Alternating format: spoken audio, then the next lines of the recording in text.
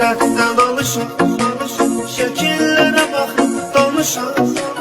Çox istəyirdi qovuşam, vermədi fürsət gecələr.